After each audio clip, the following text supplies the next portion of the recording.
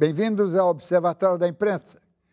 Hoje vamos examinar a cobertura da mídia no processo de denúncia do presidente da Câmara, Eduardo Cunha.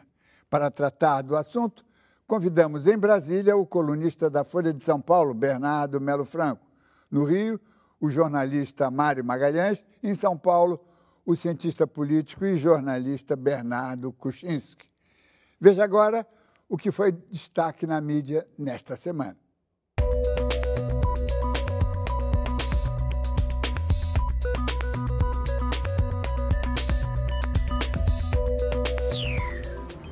A regulamentação das comunicações no Brasil está próxima de encontrar um patamar onde será possível contornar a polarização política. O primeiro passo já foi dado com a reivindicação das operadoras nacionais de telefonia contra os serviços da internet denominados over the top, o Netflix, o YouTube e o WhatsApp, todos multinacionais.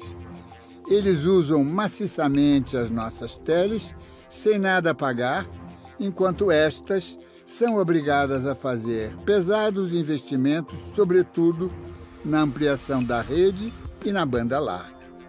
O ministro Ricardo Berzoini manifestou na semana passada o ostensivo apoio do governo à reclamação das operadoras, seguindo o exemplo do que acontece em outras partes do mundo, sobretudo na Europa. Para o usuário, porém, o que importa é o preço que será acrescido à conta das telefônicas e a presteza no atendimento ao público. Como todos sabem, as teles não primam pela eficiência nem pela moderação no apetite por lucros. Como se não bastasse a enxurrada de denúncias produzidas pela Operação Lava Jato, o Supremo Tribunal Federal continua sendo convocado para dirimir controvérsias que os demais poderes preferem deixar de lado. Na semana passada, começou o julgamento de um item da lei antidrogas que definirá se é crime o porte de drogas para consumo pessoal. O relator, ministro Gilmar Mendes, votou pela descriminalização do porte de pequenas quantidades, considerando que não cabe ao Estado intrometer-se na vida privada do cidadão e sim garantir a sua liberdade, bem como cuidar da sua saúde e da sua segurança. O mais novo ministro da Corte, Edson Fachin, pediu vista do processo, mas acredita-se que sua análise será breve, justamente para evitar que fique com a fama de engavetador de processos. A matéria é de capital importância para definir as prioridades e estratégias da luta contra o narcotráfico. Aprovada em segundo turno pela Câmara, graças à pressão e às manobras do seu presidente Eduardo Cunha, a proposta de redução da maioridade penal tramitará com mais dificuldades no Senado, não apenas porque desagrada ao senador Renan Calheiros, mas porque a Casa já se manifestou contrariamente em votação anterior. Com a ajuda da mídia, Eduardo Cunha pode sofrer nova e importante derrota. Você já pode participar do debate ao vivo com a sua pergunta através de nossas redes sociais no site do Observatório da Imprensa. No meio de uma crise destas proporções e abrangência, cabe uma pergunta: qual o papel da imprensa? Apagar o incêndio ou, ao contrário, agravá-lo para forçar um desfecho? A denúncia do Procurador-Geral da República contra o presidente da Câmara, Eduardo Cunha, embora esperada, forneceu as evidências e atenção para transformar as sucessivas revelações da Operação Lava Jato num trepidante filme de ação com um vilão identificado, seus ilícitos quantificados e uma atitude claramente desafiadora que fazem dele o bode expiatório ideal. O que até então parecia uma acirrada disputa partidária entre governo e oposição, de repente ganhou incrível premência. Acontece que a administração da justiça não pode ser sumária, deve obedecer a ritos e a procedimentos que não devem ser atropelados, sob pena de comprometer o Estado de Direito. Acontece também que a sociedade brasileira está impaciente, quer culpados, e culpados já, para serem responsabilizados pela crise econômica. Nessas circunstâncias, qual o papel da imprensa? Manter o vilão sob estrita vigilância ou considerá-lo inocente até prova em contrário, correndo o risco de ganhar a fama de fabricante de pizzas? A denúncia contra o presidente da Câmara dos Deputados, Eduardo Cunha, ainda não tinha sido apresentada e o assunto já mobilizava as redações de Brasília. Um dia antes do Procurador-Geral da República, Rodrigo Janot, enviar o processo para o Supremo Tribunal Federal, os sites dos principais jornais do país já davam como certo que Cunha seria denunciado. A notícia foi publicada e criou-se uma espécie de contagem regressiva para a denúncia. O vazamento da informação aumentou a tensão na Câmara. Todos os fatos foram confirmados nas edições impressas do dia seguinte, mesmo com o procurador não tendo se pronunciado oficialmente. A essência do jornalismo é trazer em primeira mão, né? Ainda é o grande frescor, né, do ofício, dar alguma coisa exclusiva em primeira mão, né? É lógico que isso não justifica, às vezes, como o que eu estou falando, a imperícia, tem que se tratar tudo com muito cuidado, checar as informações e até o fim da apuração, mas antecipar os fatos é a nossa função. O risco de se apostar num furo e errar é muito alto. Eu não acho que necessariamente isso esteja acontecendo hoje, mas é alto, na medida em que cada vez mais o jornalismo é baseado em fontes e não tanto em apuração própria da reportagem ou mesmo em documentos. Estamos aí numa crise econômica, numa crise política, mais grave ainda, e a partir da denúncia do Eduardo Cunha, ganhou apenas mais um elemento, porque o presidente da Câmara, que até então era tido como uma pessoa inatingível do ponto de vista da ousadia, né, política, perde um pouco a sua força. Mas eu acho que é apenas mais um dado desse, eu não vou nem chamar de escândalo, mas desse clima, desse momento mesmo, que é um momento conturbado, como eu, pelo menos, nunca tive oportunidade de testemunhar. As apostas da imprensa se transformaram em realidade. Rodrigo Janot fez a denúncia no Supremo, acusou Eduardo Cunha de lavagem de dinheiro e corrupção passiva. O senador Fernando Collor também foi denunciado por corrupção. O caso está sendo analisado pelo ministro Teori Zavascki. Ele prometeu que vai fazer um relatório rápido e apresentar em pouco tempo, no plenário do Supremo Tribunal Federal, o pedido que, se for aprovado, vai transformar em réus Eduardo Cunha e Fernando Collor. A imprensa vai continuar acompanhando cada detalhe desta movimentação em busca de novos furos que antecipem os anúncios oficiais. Caso não apareça outro escândalo, certamente as manchetes dos próximos dias vão continuar tratando da acusação contra o presidente da Câmara dos Deputados. O clima é muito ruim, de muita apreensão. Então, veja, o noticiário vai em cima da situação. Para uns, certamente, e mais especializados na área da comunicação, da imprensa, isso pode ser visto como uma forçada de mão. Agora, eu não tenho como... eu percebo o que existe, um momento muito difícil que nós passamos. As notícias, quando elas são publicadas, a tendência é que tudo fique maior, né? Eu acho que a imprensa está cumprindo o papel dela como deve. Às vezes tem um pouco de crítica, sim, com relação à interpretação política. Acho que se faz muito a interpretação baseado no que as fontes, no que os políticos estão interessados em dizer, essa ou aquela corrente, e se abre mão um pouco do discernimento próprio do jornalista. A função da imprensa continua sendo acompanhar e apurar e tentar, na medida do possível, antecipar os fatos, né? Porque hoje se critica-se muito, né? E aí eu vejo um pouco de confusão, falo assim, os vazamentos. Sim, há críticas aos vazamentos, mas as pessoas um pouco confundem. A função da imprensa não é pegar uma coisa e dizer, não, eu não publico isso. Os vazamentos, quando são criticados, muitas vezes a crítica é às instituições que deixam vazar, né? Quer dizer, inquéritos que são sigilosos, e outras coisas mais. Infelizmente, nós só vamos ter capacidade de avaliar se a imprensa estava avaliando corretamente os fatos e noticiando exatamente aquilo que aconteceu daqui a alguns anos. E isso é uma angústia que nós vamos ter durante algum tempo. Bernardo Melo Franco, de repente, o caso, a Operação Lava Jato se concentrou, e também há razões para isso, se concentrou nesse vilão mesmo, que chama-se Eduardo Cunha, não é? Ele tem um cargo importantíssimo e, de repente, é denunciado com profusão de detalhes. E ele também é o inimigo formal do governo, não é? Então, nós temos aí, finalmente, o vilão, o bandido, não é?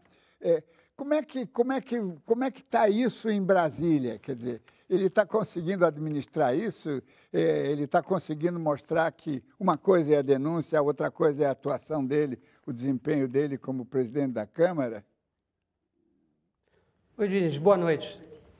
O comportamento do deputado Eduardo Cunha, desde sempre, é marcado pela ousadia, né, pela audácia, pela forma agressiva e afirmativa como ele sustenta suas decisões e como ele conduz a casa desde que foi eleito em fevereiro.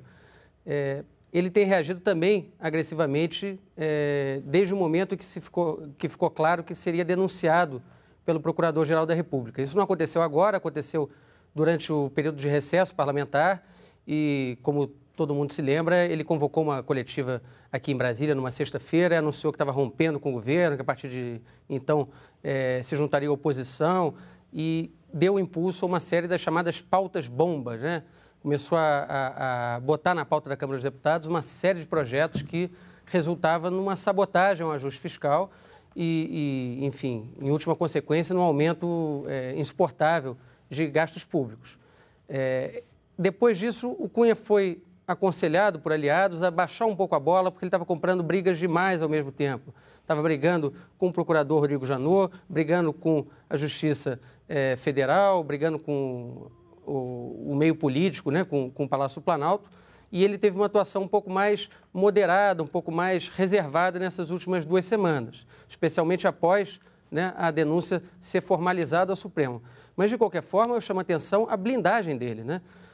Até hoje, não houve assim, um questionamento enfático na Câmara dos Deputados, salvo por um pequeno grupo de parlamentares, da condição dele de continuar na presidência da Câmara, né? Nesse momento, ele é um político denunciado por corrupção passiva e por lavagem de dinheiro, e hoje, por exemplo, houve uma reunião de líderes e apenas um líder do PSOL defendeu o afastamento dele. Nesse momento, tanto o governo quanto a oposição têm um certo receio de cutucar a fera. Pois é. O Bernardo Kuczynski, você é um observador da imprensa, o autor das famosas cartas ácidas sobre o desempenho da imprensa há alguns anos atrás. Como é que você depois teve um interregno, um intermezzo literário, de glória literária, e agora você está de novo aqui como observador.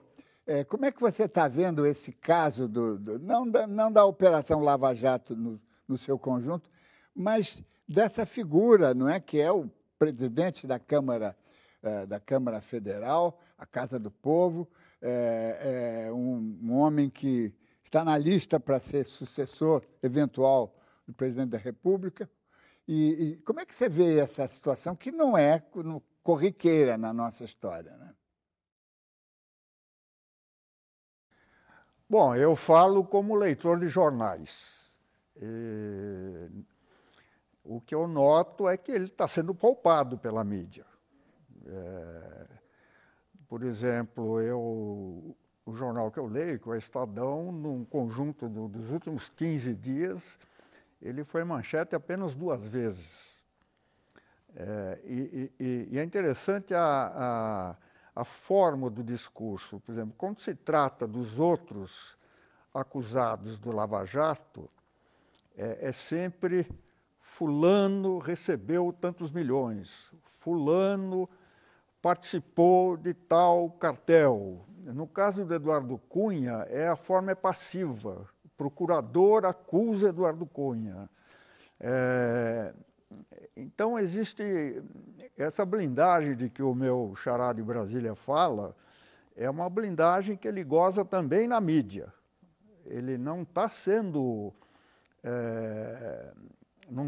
enfatizada a gravidade da acusação contra ele na mídia, ao contrário, ela está sendo minimizada. Essa é a sensação que eu tenho como leitor. Mário Magalhães, você acha que esse problema identificado pelo Bernardo Kuczynski, da imprensa poupar um pouco o Eduardo Cunha, é porque ele serve também aos interesses da oposição e a imprensa tem um certo gostinho em fazer oposição? Aliás, é sua função, não é? O Milor Fernandes, Diniz, dizia que jornalismo é oposição, o resto é armazém de secos e molhados. O que muita gente não entende é que o Milor dizia fazer oposição a todo mundo, não somente a uns, poupando e promovendo outros. Evidentemente, eu concordo com o Bernardo Kuczynski e acho que o noticiário é muito contaminado, não só na Operação Lava Jato, pela opinião. Quer dizer, os editoriais sufocam a reportagem. A minha opinião sobre a cobertura específica a respeito do presidente da Câmara passa pela avaliação da cobertura jornalística da Operação Lava Jato. Eu acho que o jornalismo é excessivamente dependente da agenda da Operação Lava Jato. Não que eu questione a relevância da apuração dos policiais federais e dos procuradores federais da República. Não é isso.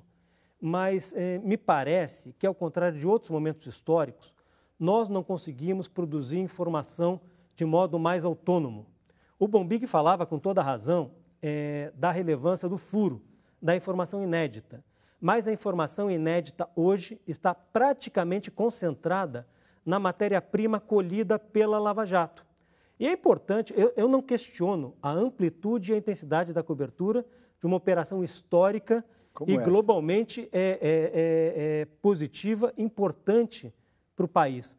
Mas no governo Collor, esquema PC, o jornalismo conseguia investigar de modo mais autônomo. Idem nas privatizações do governo Fernando Henrique Cardoso, nos mensalões petista e tucano. Hoje, o furo, e há repórteres excepcionais que viram madrugadas em busca de informações novas, mas quase sempre a partir da matéria-prima da Lava Jato. E no caso do Eduardo Cunha, a grande pergunta é a seguinte, Diniz. Nos últimos dias, nós assistimos a uma enxurrada de informações sobre a história do presidente da Câmara, desde os tempos em que presidia a Telerge no governo Collor, até os seus aliados do momento. A pergunta que eu faço é a seguinte: essas informações não eram relevantes quando ele era o candidato favorito à presidência da Câmara? Quando ele se tornou o presidente da Casa? Quando ele impôs uma agenda ultraconservadora, sobretudo no campo dos costumes? Quando ele rompe com o governo na condição de, excluindo a presidente da República, ser o segundo na linha sucessória e o beneficiário de um eventual impeachment que afastasse a presidente Dilma Rousseff e o vice-presidente Michel Temer?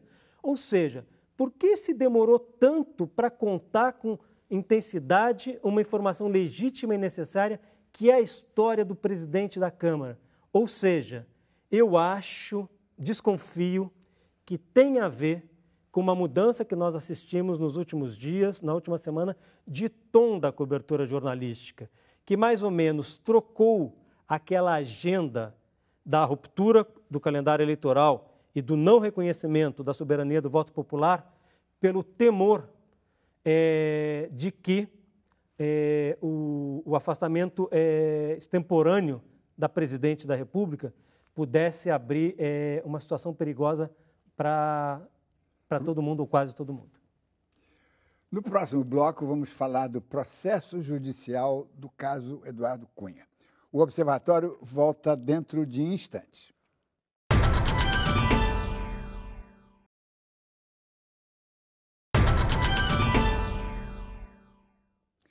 Estamos de volta com a edição de hoje do Observatório da Imprensa, que examina a mídia na cobertura da denúncia do deputado Eduardo Cunha. Veja agora o parecer técnico do desembargador aposentado Walter Maierovitch sobre o caso.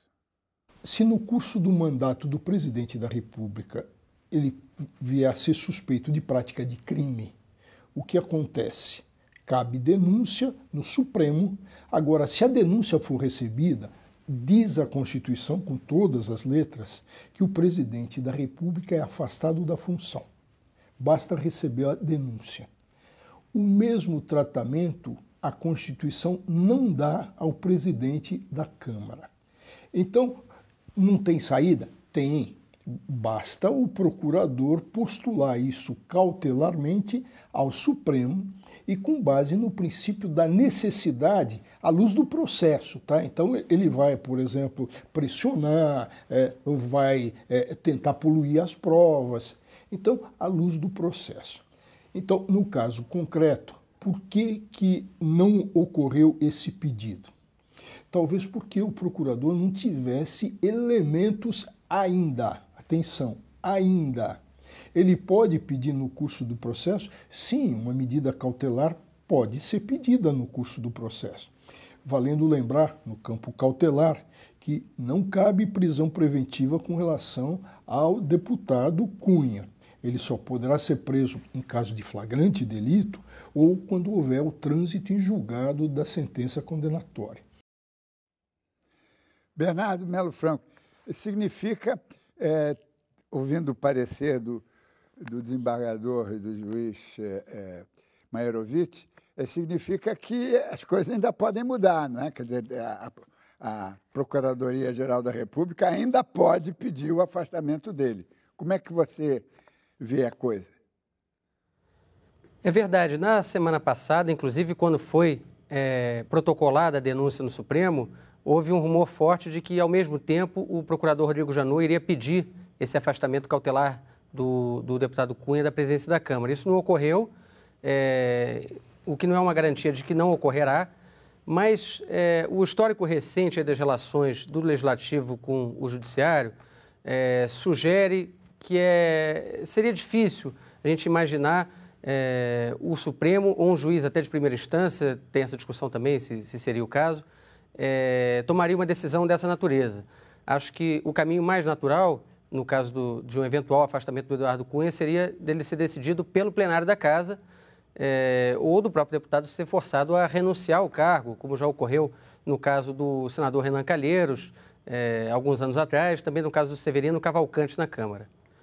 Dini, se você me permite, eu queria só fazer uma observação sobre aquilo que o Mário falou anteriormente. Acho que ele, com razão, cita diferenças entre essa cobertura e coberturas anteriores. Agora, por um outro lado, eu também queria lembrar, aqui até em defesa aí do reporteriado que está suando a camisa para levar esse caso adiante, que a denúncia do procurador Rodrigo Janot cita duas provas que foram obtidas por jornalistas, quer dizer, que foram casos tocados pela imprensa.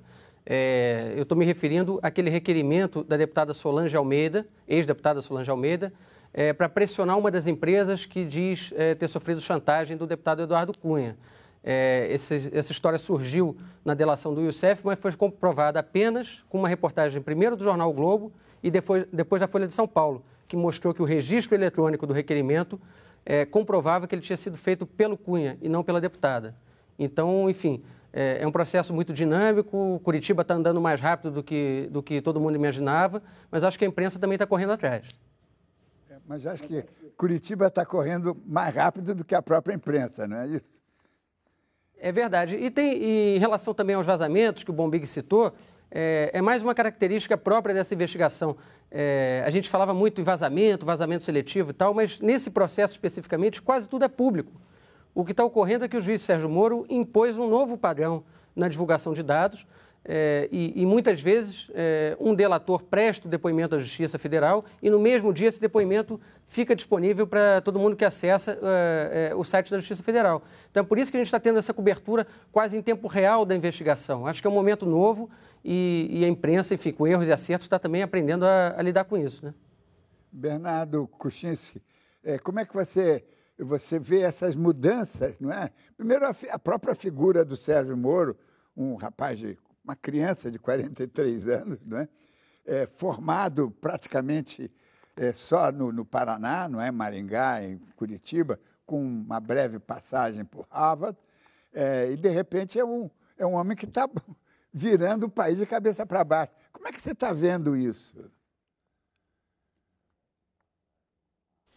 Bom, eu vejo com muita preocupação, porque, o Sérgio Moro, me parece que ele pertence a essa nova geração de juízes concursados, promotores públicos concursados, que vêm com a Constituição de 88, imbuídos de um certo sentido de missão, o que é bom, mas também, às vezes, motivados pela busca da notoriedade, né? Nós temos testemunhado inúmeras ações de promotores públicos em cima de assuntos que não têm nenhum interesse público, mas dão a eles notoriedade.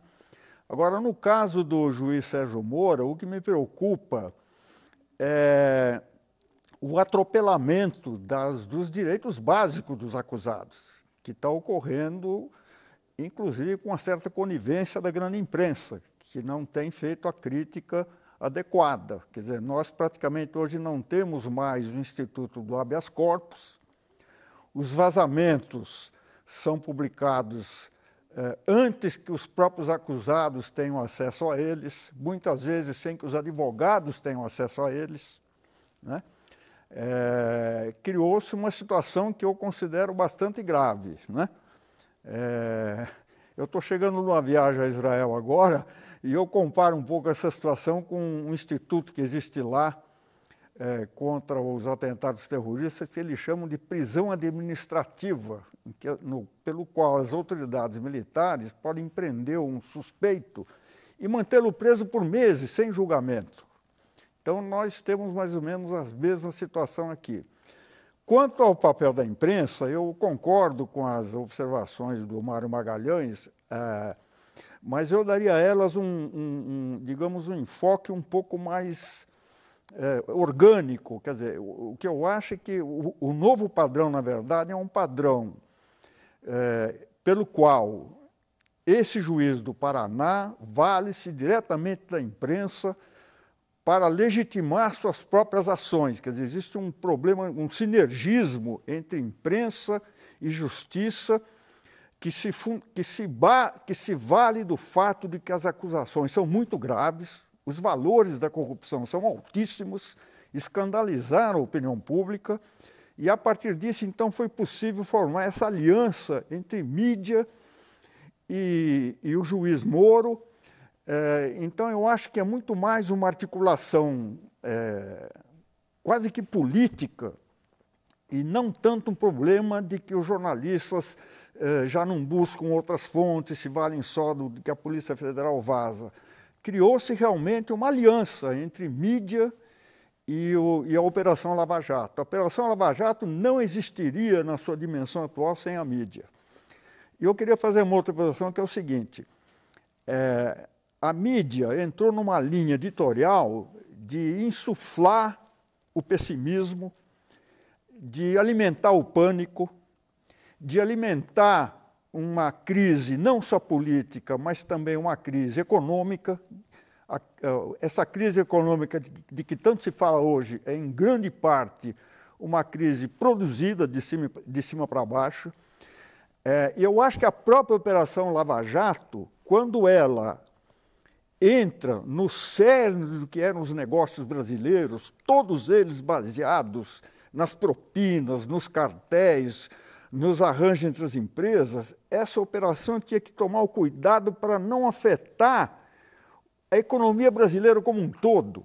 Quer dizer, tinha que haver uma espécie de uma blindagem para que isso não se tornasse numa crise generalizada que está se tornando desnecessariamente. Quer dizer, uma coisa é o combate à corrupção, que todos exigimos que vá até o fim.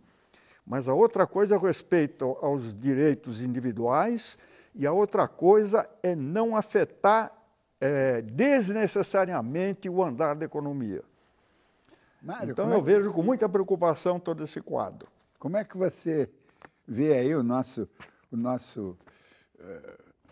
o reitor, não é? Bernardo Kuczynski, veterano jornalista, como é que você vê esse desenho, esse retrato que ele faz, não é?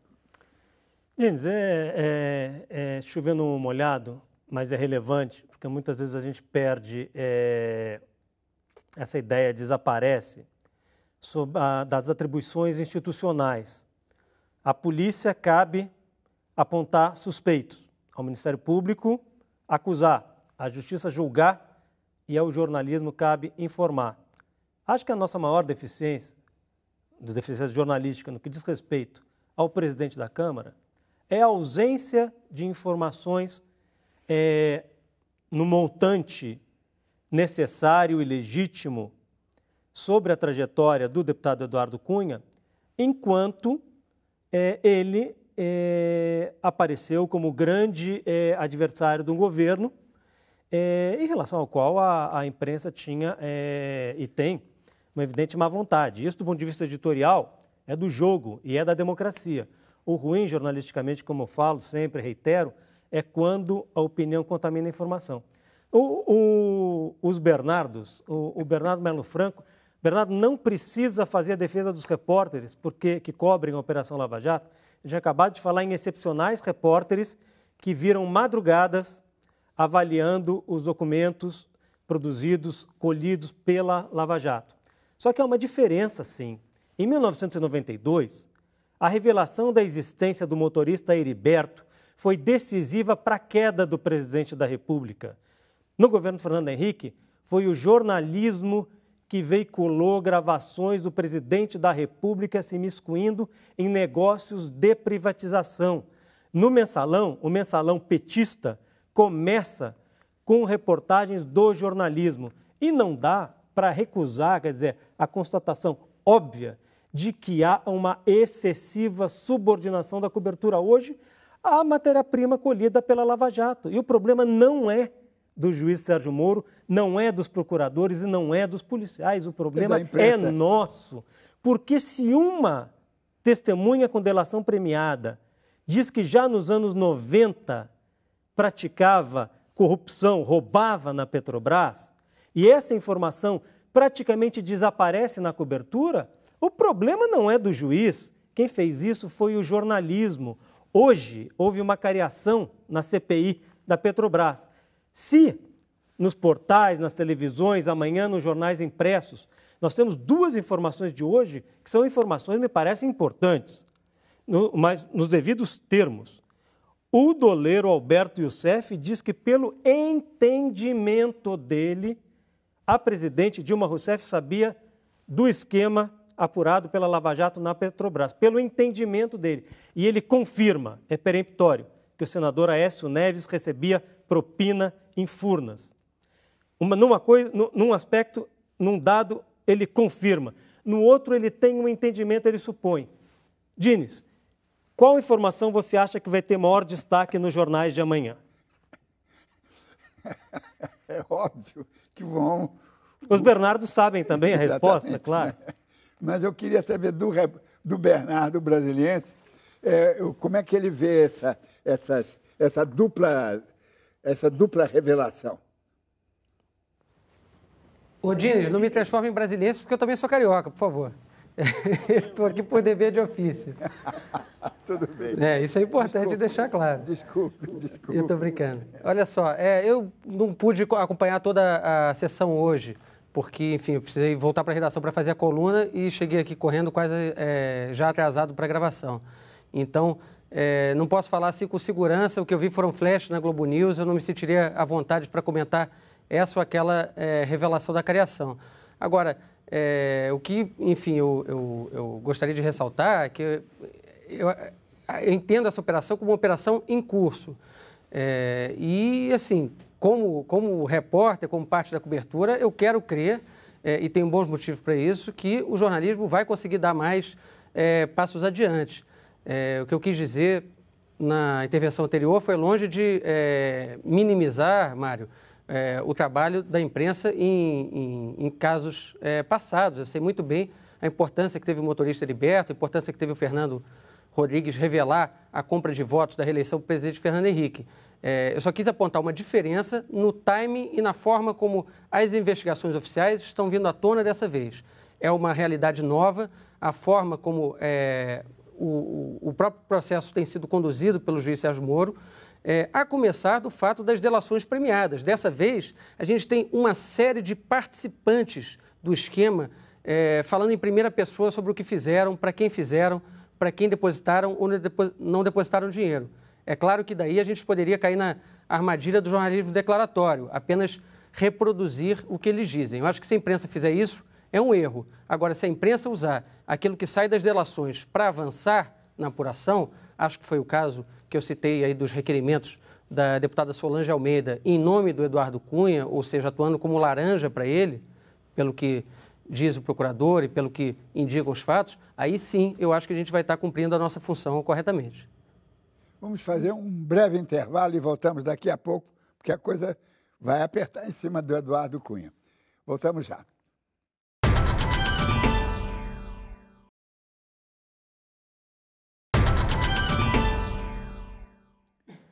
O Observatório da Imprensa está de volta com um programa que trata do escândalo provocado pela denúncia do presidente da Câmara, Eduardo Cunha, no STF. Bernardo Melo Franco, você acha que a imprensa está intimidada com relação ao Eduardo Cunha? Tem medo dele? Afinal, ele usa a metralhadora giratória com muita frequência e também no caso de jornalistas. Você acha que está havendo uma certa intimidação para não se avançar em tudo que se sabe sobre ele? A vida dele é uma maravilha, não é? Renderia um livro, né? Um livro ou vários, né, Dines? Porque tem muitos capítulos aí pretéritos que são muito mal contados, mal explicados. O Eduardo Cunha, sem dúvida, é um exímio driblador de denúncias, né? Ele já esteve envolvido numa série de escândalos, desde o governo Collor, quando ele presidiu a Telerge no Rio de Janeiro, pelo que se diz por indicação do PC Farias. Depois, posteriormente, ele atuou no governo Garotinho, na SEAB, caiu em função de denúncias, depois atuou no fundo de pensão da SEDAI, atuou no fundo de pensão de Furnas. Aqui, como deputado, teve uma atuação bastante controvertida até chegar à presidência da Câmara. Agora, em relação à estratégia dele com a mídia, acho que tem duas coisas interessantes para se notar. Primeiro, o deputado Eduardo Cunha, eu acho que nenhum adversário nega que ele é um político muito habilidoso. E ele sabe identificar situações onde ele consegue comprar simpatias ou fortalecer a presença dele nos meios de comunicação. No começo desse ano, existiu uma discussão muito forte sobre o PT, após a reeleição da presidente Dilma, encampar a agenda da regulação dos meios de comunicação, que é uma agenda que renderia um outro programa, certamente já rendeu alguns, mas que, enfim, gera muito desconforto nos empresários desse nosso segmento. E ele claramente se colocou como um anteparo contra isso, ou alguém que garantiria que não seria mexido nesse tema. Em relação aos repórteres, ele tem uma atuação bastante agressiva no campo judicial. A Folha mostrou, no fim do ano passado, no começo desse ano, que ele move cerca de 50 processos contra jornalistas. Alguns jornalistas, especificamente, têm mais de 10 processos. Ele é um contumaz processador de jornalistas e usa isso como uma tentativa clara de intimidar ou fazer com que o repórter ou colunista pense duas vezes antes de criticá-lo. É uma coisa muito desagradável, naturalmente ninguém gosta de ser processado, mas também é a nossa função entender que isso faz parte do jogo e que nós não devemos nos curvar ou deixar de falar o que a gente pensa ou o que a gente apura em função desse tipo de ameaça, né? Ele é uma espécie de Ricardo Teixeira, não é? Aquilo que o Ricardo Teixeira fez durante muitos anos aí com jornalistas como o Juca Kfouri, por exemplo, né, também colunista da Folha. Temos um colega no jornal o Globo, o Jorge Bastos Moreno, que tem mais de 10 processos do deputado Eduardo Cunha. Durante um período, cada vez que ele citava o Cunha, ele era processado. O Lauro Jardim, colunista da Veja, também foi processado várias vezes. E não são só os jornalistas, né? Até os políticos são processados pelo deputado Eduardo Cunha com bastante frequência. Crimes contra a honra, né? Calúnia, difamação. No comecinho desse ano, alguns dias antes da eleição dele para presidente da Câmara, eu enumerei alguns processos. E são interessantes, porque ele move processos, por exemplo, por ser chamado, entre aspas, né, de ladrão, ou entre aspas, de chantagista, ou entre aspas, de picareta-mor. Então, políticos como o ex-ministro Ciro Gomes, a deputada Clarissa Garotinho, o ex-prefeito do Rio, César Maia, a deputada do Rio, Cidinha Campos, todos esses são processados pelo Eduardo Cunha. Sempre por declarações que fizeram, né, contra ele. Bernardo Kuczynski, essa figura não te deixa preocupado, não é? Quer dizer, como é que o meio político brasileiro produz aquilo que o Ciro Gomes disse, que é um pilantra de quinta categoria? Você não se preocupa com esse processo que gera gente desse tipo, né? Bom, a decadência da política é um fenômeno mundial hoje, né? Nós não temos mais os Winston Churchill, os Franklin Delano Roosevelt, né? Hoje nós temos o Bibi lá em Israel, o Eduardo Cunha, o Berlusconi. Então, nós estamos dentro desse quadro de uma crise da o formato da democracia representativa. Quer dizer, é uma situação bastante preocupante. Ainda, de todos os regimes, é o menos pior, mas ele está mal. Então, Eduardo Cunha ele aparece nesse contexto, né? Claro que é preocupante. Agora, nessa crise que nós vivemos hoje, que é muito contraditória, né?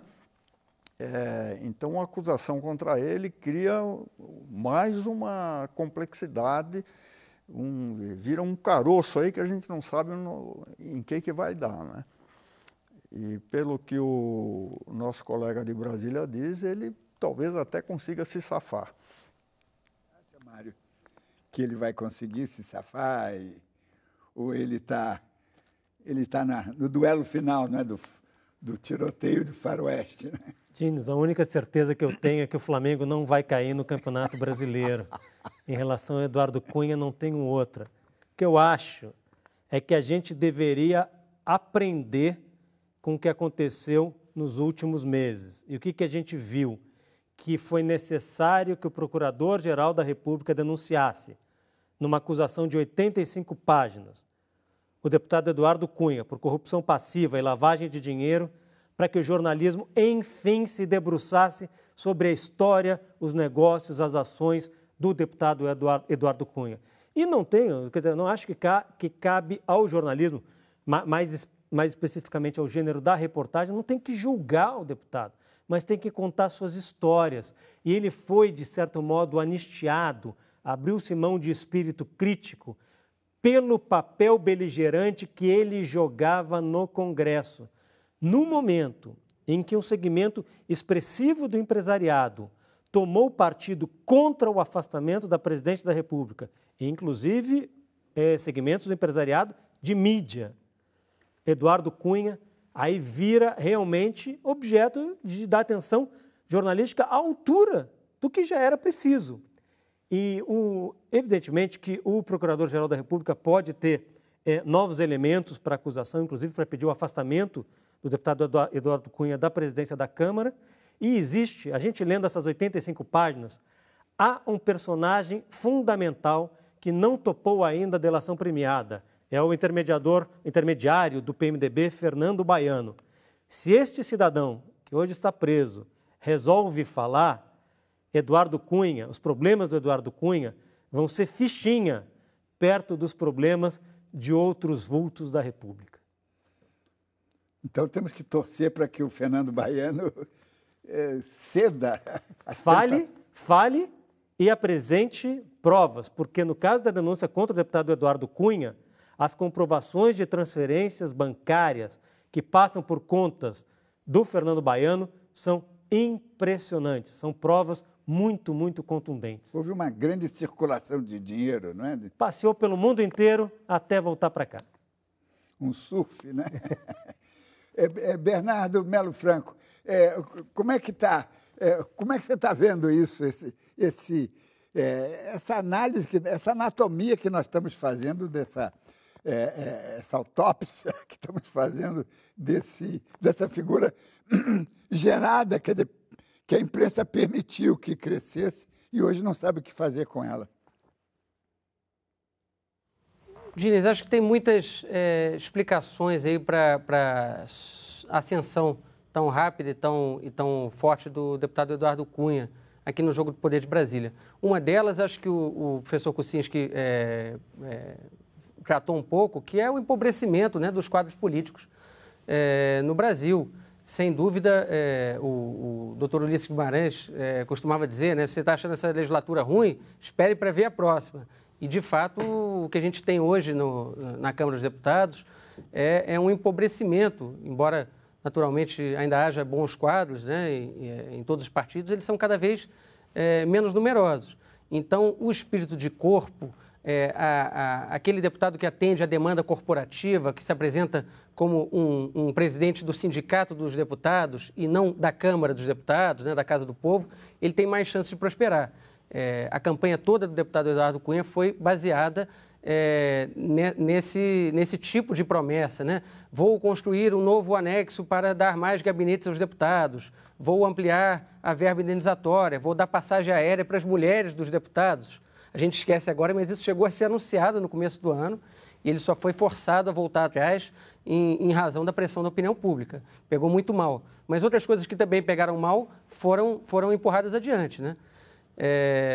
Enfim, acho que isso é uma parte da história. A outra parte da história é que, sem dúvida, nesse momento, o Palácio do Planalto passa também por uma dificuldade muito grande, ou vem passando desde o primeiro governo da presidente Dilma, de fazer política, né, do ofício da política, de negociar, sentar com os partidos, tentar fazer uma negociação em cima de programas, não apenas de ocupação de cargos e espaços no Ministério.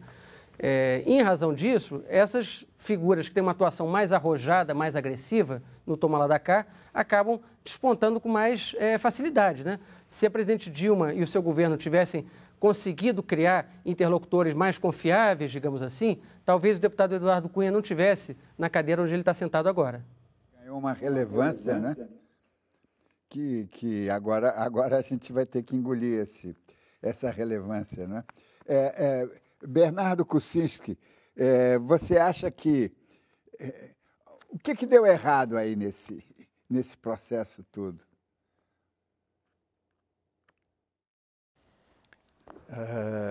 Você diz qual o processo? Do Lava Jato? Do Lava Jato, Cunha? da situação, eu acho que dessa situação que a gente se encontra, não é já ouvimos várias pessoas, a Dora Kramer disse isso, ela nunca viveu uma situação como essa, não é? Como é que você vê esse quadro? O que deu errado? Bom, eu prefiro me ater à questão da imprensa, e eu acho que a imprensa vem atuando de forma, a grande imprensa, a imprensa convencional, vem atuando de forma ruim já há muitos anos, né? Um antagonismo muito grande com as políticas sociais de inclusão, foi evoluindo para um tratamento muito desrespeitoso em relação à presidência da República, depois se deixou envolver nessas últimas movimentações, na minha opinião, beirando o golpismo, insuflando. E a grande imprensa, nós sabemos que passa por uma crise estrutural, um terremoto, quer dizer, os grandes jornalões que precisam plantar florestas de eucaliptos e transportar grandes turbinas de papel, esses jornalões, eles têm poucos anos de existência pela frente dessa forma, eles têm que se modificar, eles estão demitindo jornalistas, as redações estão cada vez mais fracas. Tudo isso também ajuda a explicar por que tudo fica a reboque do juiz Moro, né? Tudo se resume em pouca coisa, né? Aliás, é notável como os jornais brasileiros todos têm a mesma manchete, né? É uma coisa assim muito impressionante, né? Como se tivesse um super editor, né? Já há muito tempo que eu me desiludi com o jornalismo brasileiro, né? Inclusive, um dos motivos pelos quais eu parei de ensinar jornalismo e até parei de fazer jornalismo. Eu abri uma exceção para vir hoje à noite aqui, mas eu parei de fazer jornalismo. Eu parei de fazer jornalismo e também parei de me interessar pela economia depois que quebraram os maiores bancos do mundo e não aconteceu nada, né? Que é também outro aspecto da questão, né? Então, por isso que eu virei ficcionista. A ficção é muito mais hoje rewarding do que o jornalismo. Mário. Se o Bernardo Kucinski não brigar comigo, eu diria que a mais criativa ficção hoje não dá conta de encarar os fatos da política brasileira, com tanto personagem fascinante. Mais para o mal do que para o bem, está difícil identificar, mas tantas histórias escabrosas, inacreditáveis, né? Daquelas que se a gente conta e tem que dizer, não, realmente é tudo verdade, né? Eu acho que o Eduardo Cunha, ele se beneficia de uma série de fatores. Em primeiro lugar, no que diz respeito a nós, quando ele é eleito presidente da Câmara, não os deputados, mas os cidadãos brasileiros não tinham a menor ideia de quem era Eduardo Cunha. Segundo, a enorme incapacidade do PT, no governo desde o Lula, agora com a presidente Dilma, de conhecer o Rio de Janeiro. José Dirceu não tinha a menor ideia de quem era Roberto Jefferson, a história e o talento político e oratório de Roberto Jefferson, que a gente assistia em programa policial na TV no Rio, e não tinha a menor ideia da capacidade do Eduardo Cunha, que foi narrado agora pelo Bernardo. Né? Quer dizer, o talento, né, do Eduardo Cunha. O Eduardo Cunha galvaniza o interesse do baixo clero na Câmara, o Eduardo Cunha galvaniza grandes interesses empresariais para a precarização do trabalho, junto com o governo Dilma no seu segundo mandato, que chega a uma aprovação inferior a 10%, ao governar, como disse que não ia governar, são muitos interesses. Só que quando ele dá o grande passo, apostando no impeachment, os seus sócios saem. Lembra um samba do Aloysio Machado, fim da ditadura, falando do ambiente repressivo. Minha filosofia que dizia assim, Dines, vai passar esse meu mal-estar, esse nó na garganta, deixe estar. O próprio tempo dirá, água demais mata a planta. Acho que no caso do deputado Eduardo Cunha, água demais matou a planta. Chegamos ao final desta edição. Bela edição. Quero agradecer a participação do jornalista e colunista da Folha, Bernardo Melo Franco, de Brasília, do jornalista Mário Magalhães e do cientista político, jornalista, mestre, escritor Bernardo Kucinski. Na próxima semana, o nosso assunto é a descriminalização das drogas. E lembre-se, acompanhando o Observatório da Imprensa pela televisão, pela internet, e você nunca mais vai ler jornal do mesmo jeito. Uma boa noite. Muito obrigado.